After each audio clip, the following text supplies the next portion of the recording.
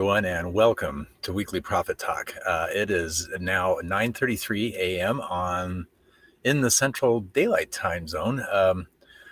We're coming to you live from the Bayou in Louisiana. So this is a little bit different for us. We're basically going to be traveling for the next couple of weeks, and I'm not terribly sure where we're going to be next week on Wednesday, but it will be in one of the southern states. I think we're circling back through Georgia, maybe Arkansas, someplace, somewhere in there. So in any event, this week's topic is a prosperous private administration. And what we mean by that is basically if you are in a private practice, you are an entrepreneur as well as a physician. And this is something you didn't really bargain for when you first endeavored to become a physician in private practice. But the plain fact of the matter is this: you're not only a doctor, but you're also a CEO. You're a business person, and it is important for you to recognize the fact that you basically have a dual function in life. Let me go ahead and bring this up real quick here. And by the way, this is live, so if you have any questions, comments, or suggestions, please do feel to pop them in. We are coming to you by one of three media, either Facebook, LinkedIn, or YouTube. And if you write something in the comments section, either during this live presentation or anytime during the week between Wednesdays, we'll answer you live in the following week. So, or if you happen to be watching live right now, please do feel free to throw something in the chat. I'm just going to go over the importance of understanding that you got yourself out of medical school, and I'm pretty confident they don't spend a lot of time on the business aspects. They really don't send you off to Wharton Business School out there in the eastern part of the country to learn how to become a business person. But a plain fact of the matter is if you are in private practice, then you are suddenly find yourself thrust into that role. And you're basically not only a healer and a trusted mentor to people that are coming up, behind you in the grand scheme of timing, but also you need to be a business leader. You have people looking up to you, staff, management, support folks, and other qualified licensed practitioners as well, medical assistants, nurses, and the like. So you basically have people looking to you for two different things. And it's important to be mindful of the fact that that business part is equally important. Now, I'd like to just basically focus on what we do best, and that's why there are, in fact, specialists that are out here in the world that are willing to help you with the business side. And that is what we do here, in fact, at Owings LLC. So just to keep that in mind, one of the things that's critical is to understand that each month is an accounting cycle, and then 12 accounting cycles make up a tax year. And you need to not only smooth transition here. Here you go. You need to not only keep your services up, but also your billings as well. One of the things that we're uniquely positioned for and are very mindful of is claims receivables.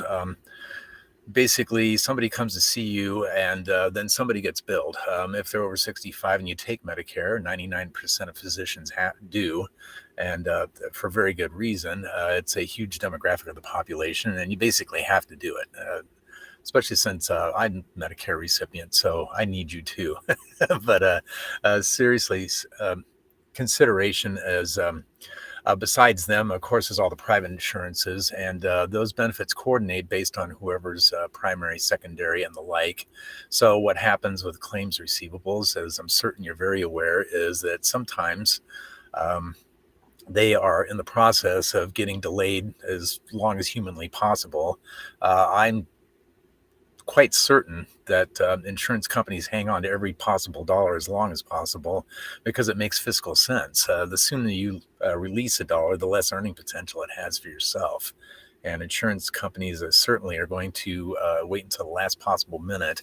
So, where is your claim in the claims coordination tree at any one point? It's very important to keep that in mind. The top section of the profit and loss statement, also known as the income statement, is gross revenue, and that is directly reflected by your claims receivables. So if you have had Medicare pay and a claim is off to gap insurance or secondary, or whatever you're comfortable calling it, how long has it been there exactly? So when you are looking at a profit and loss statement and you have two other major financial statements that are important, statement of cash flows, and as well as the balance sheet. A balance sheet basically is a snapshot in time of what you basically owe, what you own, and your equity in your business. And it's important to track that on a frequent basis. Under most circumstances, people are comfortable with the idea of taking a look at their three financial statements on a monthly basis. By the time you do that, you're basically in a history lesson. You're looking at what you have done. But it's important as well to be forward thinking and do some micro forecasting. Let's say, for example, that you know that you're having difficulty seeing patients on time because you need a couple of new staff people. Do you know the effect of hiring a couple of people, what that will have on your overheads? Can you predict accurately what your net income will increase or decrease to in the near future based on your hiring practices and how much you have to pay people in your area to get good people to work for you? Because as it says here, incredible staff equals an incredible practice. If the patient experience is good as soon as somebody comes in the door, if you make them feel at home, and even amuse them a little bit with little puns and that kind of thing, they're going to feel more comfortable, and they're going to be more likely to tell their friends and other people that they were treated well, particularly if you are, of course, bringing the 5-star level of care, though, which you always endeavored since you decided to become a physician in the first place. So if you're in private practice, you've got to run lean if you want to compete with the larger health groups that basically have administration at some kind of headquarters. So what do you do?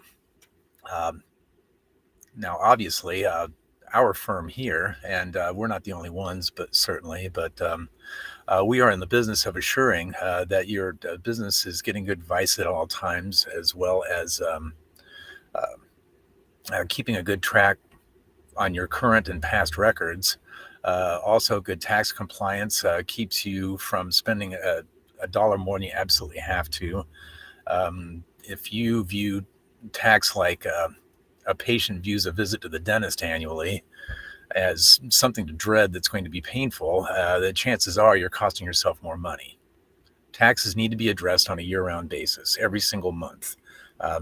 More on that in a future session. But for now, I just want to wrap up by making y'all aware that we're aware that you, private physicians, small group practices that are basically internally owned, need to especially be business people as well as clinicians. And if you need help with that sort of thing, remember, we're on here on 3 different kinds of media. You can go to owingsllc.com and there is a contact us link on that page. But if you find us on any of our social media, especially wherever you're watching this, send us a direct message and we will get together with you and talk about how we can help you. So until next week, this has been Weekly Profit Talk. We do this every single week at 9:30 Central Time. We're normally broadcasting from the Front Range of Colorado, so this is kind of fun for me. And that is 10:30 on the East Coast, 7:30 on the West Coast. We will be here next Wednesday. That will be April the 24th.